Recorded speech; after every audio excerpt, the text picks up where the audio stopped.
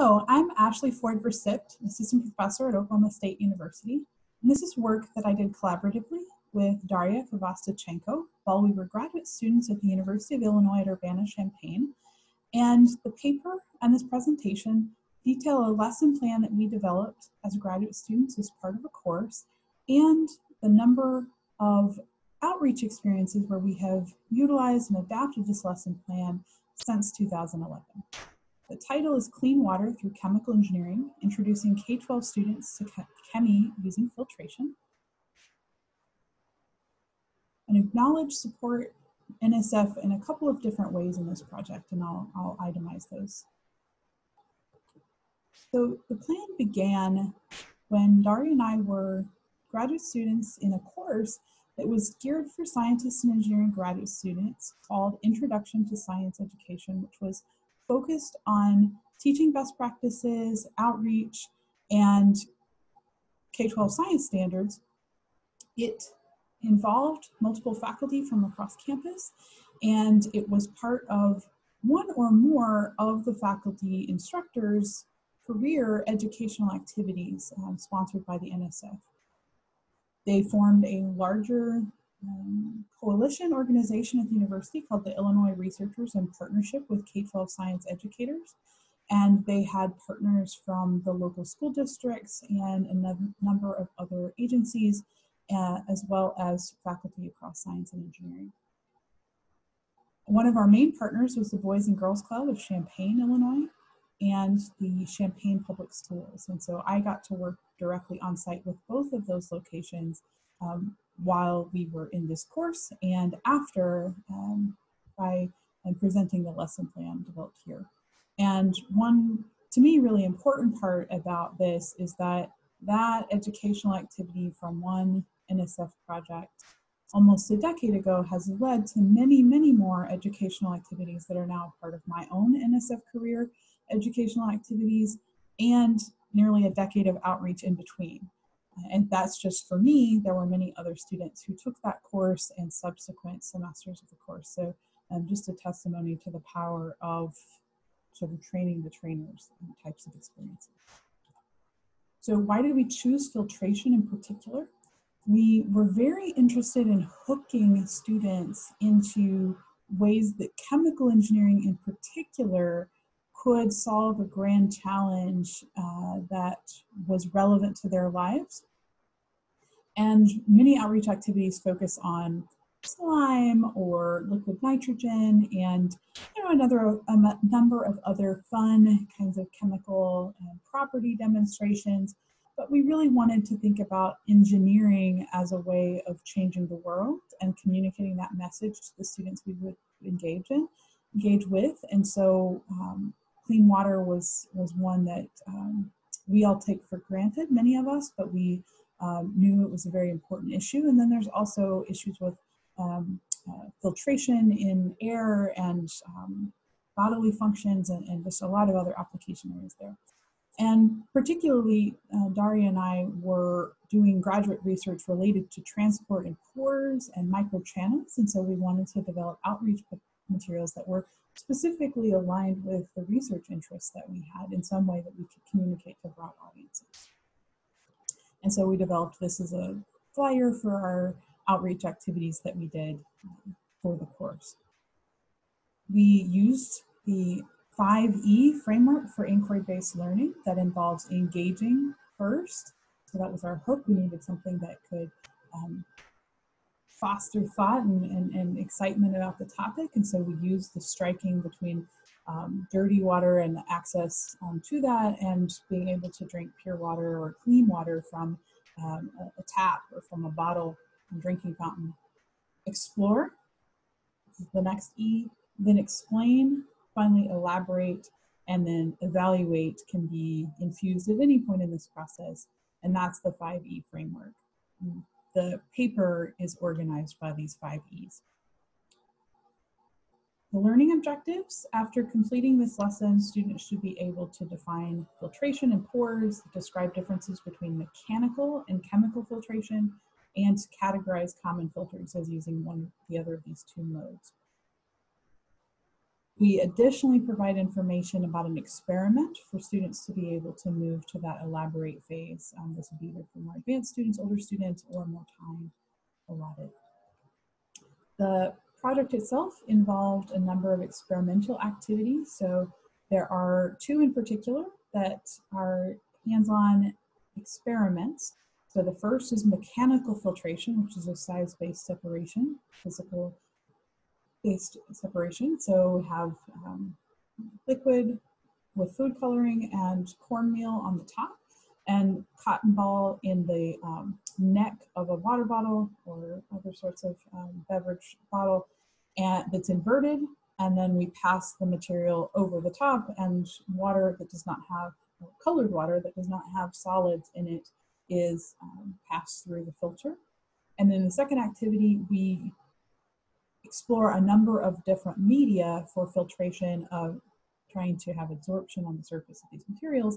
We call that chemical filtration. And so we compare and contrast glass beads, activated carbon pellets, and the material that comes inside of Brita or other water purification pitchers. So we have a number of instructional activities there. And while the mechanical filtration pop bottle water filter device was not unique to us, it still was an important part of this framework to be able to discuss different types of filtration and different processes that are involved as separation techniques that are important in chemical engineering. And so we have a number of different visual aids in the lesson plan materials for explaining filtration and for defining pores. We also have some images of a light microscope of a coffee image of a paper coffee filter and of a cotton ball, and so showing pores and that they don't have to be uniform cylinders, but you could have other objects like a colander or other types of coffee filters to pass around the class or the group. The first activity, we have clear instructions for this, and in the zip file of the lesson plan materials, there's also a lot more instructional description for teachers and other outreach leaders. And so just some step-by-step on how to do this and questions to ask of the students and typical responses and expected behaviors. We also created our own active explanation demonstration. And so this is something that we came up with involving, trying to get activity into this process, not just, it was a hands-on activity, but a physical game that could be memorable. So we put 3 sets of parallel lines of tape on the floor. And you can see here tracks 1 and 2, these are simulating pores. And we ask the participants to be a pore, or be a particle in a pore. And so they're asked to hop on one foot through these channels without touching the tape. The first channel, 2 parallel lines, is fairly wide, about 12 inches. No problem, should be easy. Second one is much narrower. We usually qualitatively put them about the width of my shoe or an adult shoe so that you know that an adult's foot will touch the edges. But a child's foot might, as they bounce around, might hit it, might not. Then we have a third track that might be as wide as the first one, but we use double-sided adhesive tape, or at least have an adhesive surface exposed on the upper surface, so that when they touch it, bouncing off the edges like a molecule might, a gas molecule in diffusion, they stick to the surface. And so we use that first to explain the effects of the comparison between the water molecules and the cornmeal that move through the cotton ball filter as differences in size of the particles with the same size as the pores. We also describe for colander, all of that material would still move through, so different sizes of pores. But then we can also extend the analogy to activated carbon, or the materials for the second activity, where it's a surface property of adhesion or static attraction that causes a sort of chemical filtration interaction, not a chemical bond, but involving the materials themselves, not just the physical properties of the materials, in order to separate something. And so they stick to the surface. It's kind of, there's a lot of excitement when that happens when you replace the tape. So a very fun, active way to demonstrate pore separation. These are the materials that we use for the demonstration for the chemical filtration activity. In this one, you need quite a bit, about a cup of this material in order to effectively remove the several drops of food coloring, that concentration. And it's also important to make sure you don't let the water tunnel down the edges. And so we use cotton or paper towels to spread out the water and let the solution flow gently over the media. And so there's detailed notes about that. And we also did the comparison with different materials so that teachers have that. When we've done this in outreach settings, we may do it more quickly with one of these materials, or based on the cost, with Brita granules being a bit more expensive, might have simply demonstrated rather than having each group have a hands-on activity. But we've done it in a variety of formats.